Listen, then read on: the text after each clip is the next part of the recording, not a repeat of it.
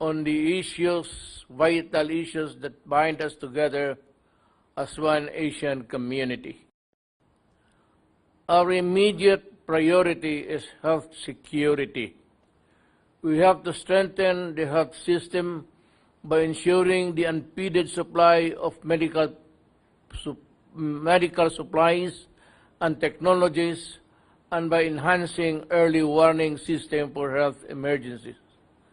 Let us fast-track the implementation of the ASEAN Comprehensive Recovery Framework, COVID-19 ASEAN Response Fund, ASEAN Regional Reserve, Medical Supplies, and the ASEAN Center for Public Health, Emergencies and Emerging Diseases. We must work together to ensure that all nations, rich or poor, will have access to safe vaccines. No one is safe until all of us are safe.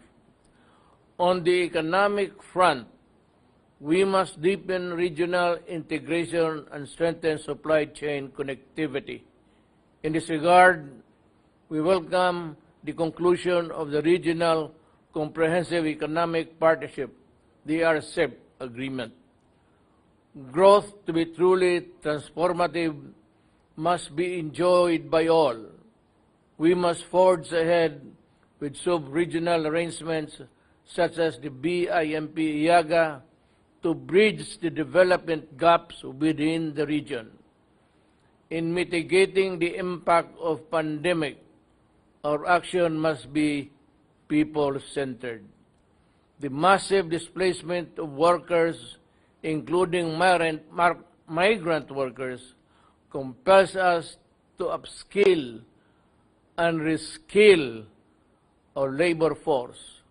We must equip our people for the rapidly evolving labor market under the new normal. In this light, we welcome support for the Philippines' inaugural chairmanship of the ASEAN Technical and Vocational Education and Training Council.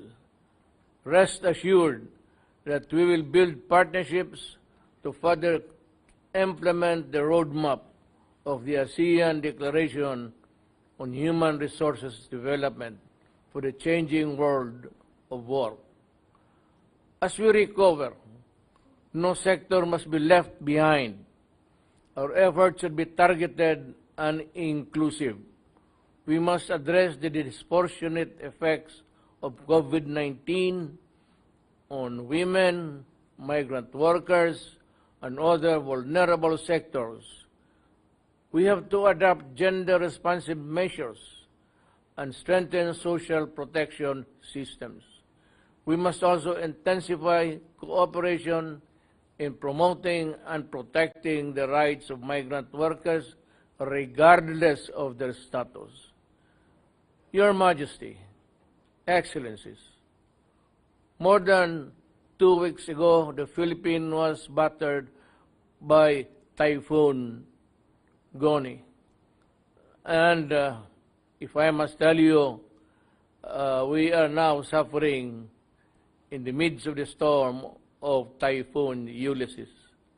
There's great damage, and I may not be around to attend further in this regard, for I have to go around and see what I can do for my people.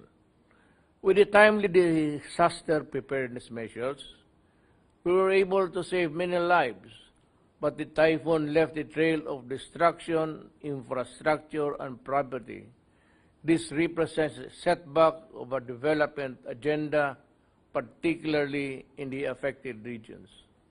This calamity is yet another stark reminder of the urgency of collective action to combat the effects of climate change.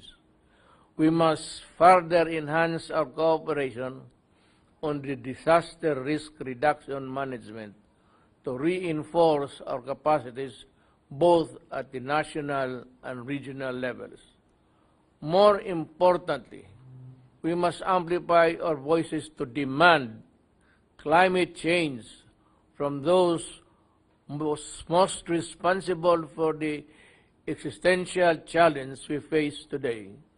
Developed countries must lead in deep and drastic cuts in carbon emissions.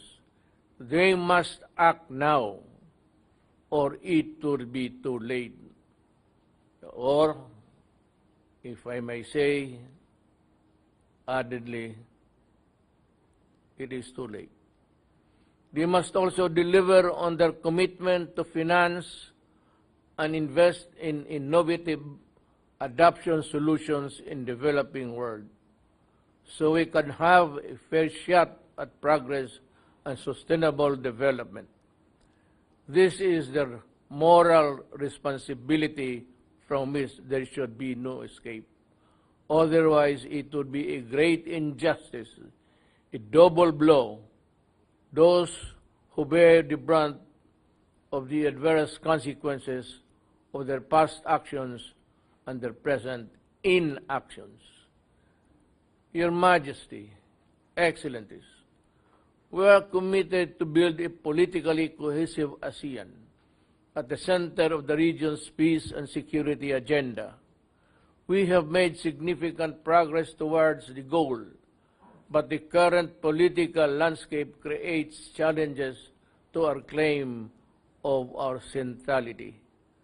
As we chart our community's post-2025 future, it is crucial that we consolidate ASEAN's position in the evolving regional order.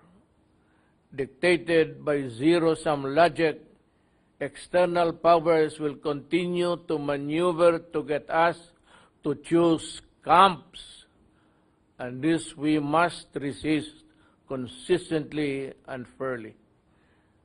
Peace and stability can only be ensured by an open and inclusive order, where ASEAN remains the fulcrum of regional security processes and mechanisms. ASEAN centrality is not, however, a constant given.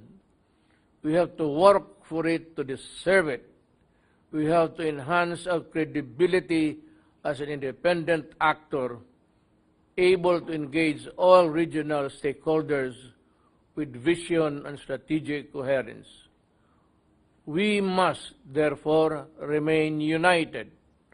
We must show that we are masters of a region's destiny and that we can work together to achieve shared aspiration and solve common problems. As I have said before, the South China Sea is the ASEAN strategic challenge. How we deal with this matter lays bare our strengths and weaknesses as a community. We must act with haste. The Philippine position is clear and firm. We must solve the dispute peacefully and in accordance with international law, including UNCLOS. The 2016 arbitral award of the South China Sea is an authoritative interpretation of the application of UNCLOS. It is now part of international law, and its significance cannot be diminished nor ignored by any country, however big and powerful. The Philippines is one with ASEAN in transforming South China Sea into a sea of peace and prosperity for all. We are committed to the immediate conclusion of a substantive and effective code of conduct in the South China Sea. And if I may add, it has been a long time, and it is a long wait. Your Majesty, Excellencies, in closing, allow me to congratulate Vietnam for its adept and responsive chairmanship of ASEAN. This has been a challenging year, and Vietnam delivered the outcomes it had set out and much more. Thank you, Mr. Chair.